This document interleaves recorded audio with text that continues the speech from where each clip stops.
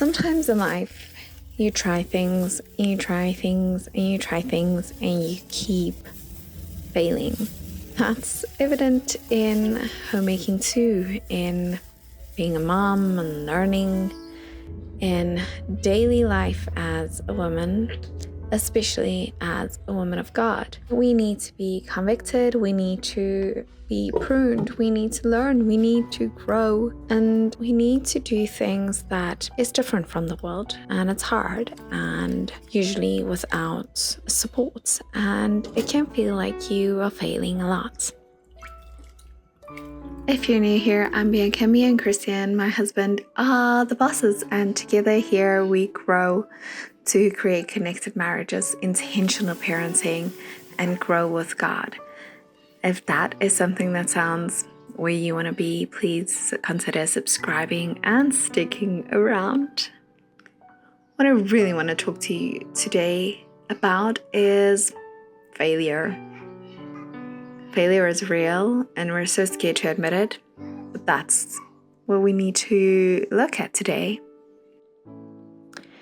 What you see here today is me doing a bit of food prep. I made chicken to shred for sandwiches for lunch, and I also used it to make dinner, like a little homemade lasagna.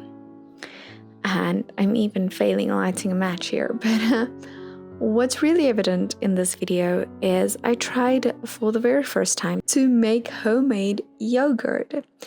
And I've been looking everywhere for recipes, and all you need a pressure cooker with like a yogurt setting, and I don't have that. So I found this one recipe from Woolworths online, where you just can use a pot and a stovetop and a temperature reader. And well, spoiler alert, it failed. It failed horrifically. I also steamed some apple slices, which I like to feed the baby for snack time, and my preschooler also loves steamed apples.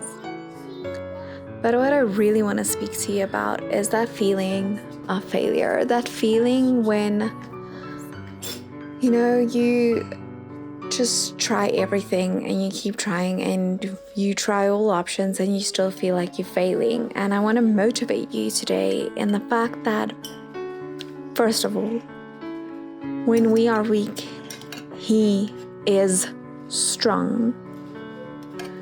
And we need to lean on His strength, and we need to persevere. But one side mark, if something is wrong, you just make a cross. Like it. Perseverance is the act of trying and trying again, even when it's hard, even when it's difficult, even when you fail.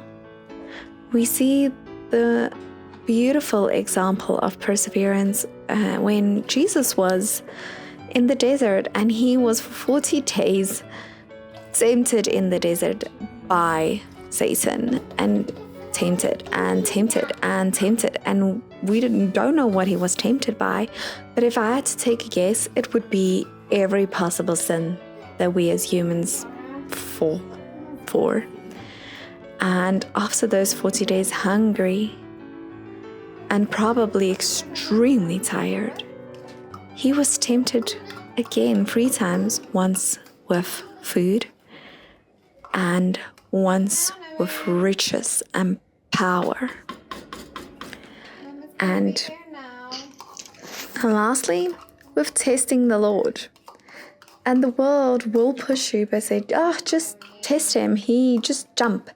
But if you don't have confirmation from God from what your next choice should be, you need to pray, and you need to truly trust your spirit that you are doing the right thing. And sometimes you won't do the right thing, and sometimes you will make mistakes, and you will fail. And sometimes you will feel like no matter what you do, you're not getting it. You don't get the trick, the one thing that you need to be successful. in whatever it is that you're trying to accomplish. Because life is hard and we are promised trials, but we are also told to give thanks in all trials and tribulations, because when we get through it, when we have perseverance, we will have great joy. We will have learned through the process. We will have grown. We will learn in righteousness. So I really want to motivate you to try. Just try. Do something again. Try again. Being able to cook food as a mom is kind of hard. So you kind of need to get the kids occupied somehow if they don't want to occupy themselves, or you just work one-handed. On this day, I was very grateful that the kids were truly playing with kitchen stuff all around, and it left quite a mess, but you instantly lose them. Like, you need to take what you can get. Either the kids are happy and there's some cleanup later, and then I'm thankful because it's a sign that they truly enjoyed themselves, and it's a opportunity for them to learn how to clean up and tidy up after themselves. And clear, I'm making a huge mess as I cook as well, and that's just more cleanup, and sometimes that's very demotivating. But I usually save prep days, like I gear myself up for it, do it mostly over weekends, and so that if I need help from my husband, he can step in, maybe take the kids for a walk if need be. But I really prep my mindset that I'm gonna spend hours in the kitchen, and I try to make it fun. Put on some music, dance, have fun.